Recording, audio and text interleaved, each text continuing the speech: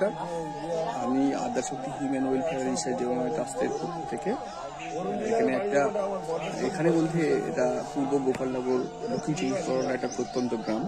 এখানে মূলত স্বাস্থ্য এবং শিক্ষা দুটো খুব পিছিয়ে পড়া একটা গ্রাম। তা সেই সূত্রে আমরা এসছি আরও দুটো এনজিও পক্ষ এবং আমরাও এখান থেকে ডেভেলপমেন্ট যাতে আমরা আমাদের তরফ থেকে কিছু করা যায় এবং সরকারের গভর্নমেন্টের সাথে ওতপ্রোতভাবে যুক্ত হয়ে এখানে ওই প্রোগ্রামগুলো বা আমাদের নিজস্ব প্রজেক্টগুলো ইমপ্লিমেন্ট করার জন্য এখানে আমরা করতে এসেছি।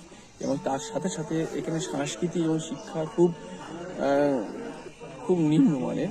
আফটার অল নিম্নমান বলতে এখানে যোগসূত্রটা কম, সেই জন্য আমরা সেই মূল স্রোতের সঙ্গে যোগসূত্রটা স্থাপন করার জন্য আরও কিছু প্রজেক্ট এখানে চালু করতে আমরা চাইছি। তো আপনারা সঙ্গে থাকুন এবং স্থানীয় মানুষগুলো আমাদের যদি সহযোগিতার সঙ্গে আমরাও সঙ্গে থেকে যদি এটা আমাদের ঐকান্তিক প্রচেষ্টা সফল করতে পারি তাহলে এটা সার্বজনীন মঙ্গল হবে। নমস্কার, আমি সুকান্ত সরদার, গ্রাম পোস্ট বাজারবেড়িয়া, থানা ব্লক মন্দির বাজার। আমি এসেছি আজকে গোপালনগর, এখানে যে মন্দির আছে এবং এখানে চক্ষু শিবির এবং ফ্রিতে মেডিকেল ক্যাম্প। এখানে আমরা যৌথ উদ্যোগে আদ্যাশক্তি ট্রাস্ট এবং সংকল্প ট্রাস্ট, আমি রক্তের বন্ধনে সমাজবন্ধু পূর্ণিমা ক্লিনিক অ্যান্ড টেলিকম, এছাড়াও আমার সঙ্গে রয়েছে আলোর দিশা।